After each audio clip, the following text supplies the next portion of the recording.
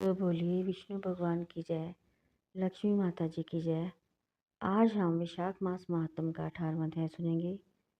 श्रुतिदेव कहने लगे कि वैशाख मास की मेष संक्रांति में जो प्राणी प्रातः स्नान कर भगवान का पूजा करके भगवान की कथा सुनता है वह मनुष्य वैकुंठ को जाता है, परंतु जो होती हुई कथा को छोड़कर चले जाते हैं वे नहीं सुनते, वह घोर नरक में जाकर पिशाच योनि को प्राप्त होते हैं। यहाँ पर हम एक प्राचीन इतिहास कहते हैं। प्राचीन काल में गोदावरी के किनारे ब्रह्मोश्वर क्षेत्र में ब्रह्मनिष्ठ परमहंस दुर्वासा ऋषि के 2 शिष्य रहते थे। उनको कभी किसी से कोई इच्छा नहीं थी। भिक्षा में जो कुछ मिल जाता वही खाकर निर्वाह कर लेते और पर्वत की गुफा में पड़े रहते। इन दोनों का नाम सत्यनिष्ठ और तपोनिष्ठ था। इनमें सत्यनिष्ठ तो सदैव भगवान की कथा आदि सुनता, कथा सुने बिना कभी अन्न जल ग्रहण नहीं करता। जो वक्ता रोग से पीड़ित होकर अपने घर कथा कहता तो वह कुएं आदि पर स्नान करके उसके घर आकर ही कथा सुनता। कथा समाप्त हो जाने पर अपने नित्य नियम करता। इस प्रकार वह सत्यनिष्ठ ऋषि उपनिषदों का सही यही निश्चय करके सदैव भगवान की भक्ति में तत्पर रहता और सदा उनकी कथा श्रवण करता। दूसरा जो तपोनिष्ठ था वह अत्यंत दुराग्रही एवं कर्मनिष्ठ था। वह ना तो स्वयं कथा करता ना सुनता, अपितु होती हुई कथा को छोड़कर चला जाता कि कहीं तप में विघ्न ना पड़ जाए।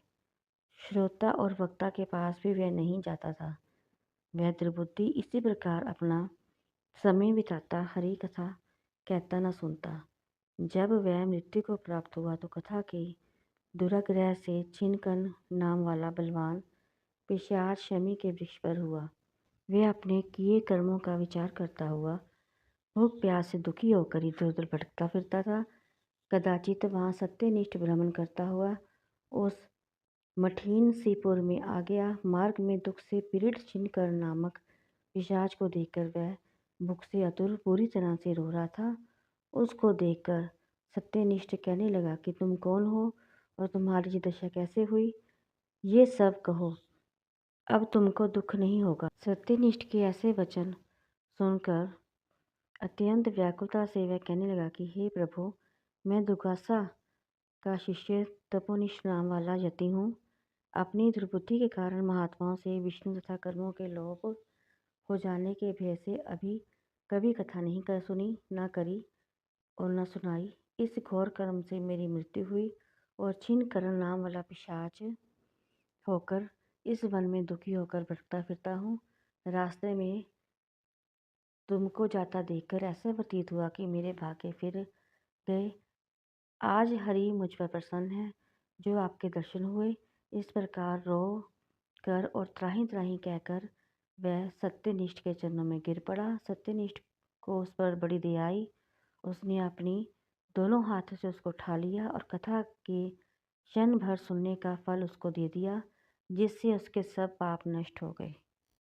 यदि आपको मेरी ये वीडियो अच्छी लगी हो तो प्लीज़ इसको लाइक और सब्सक्राइब ज़रूर करना।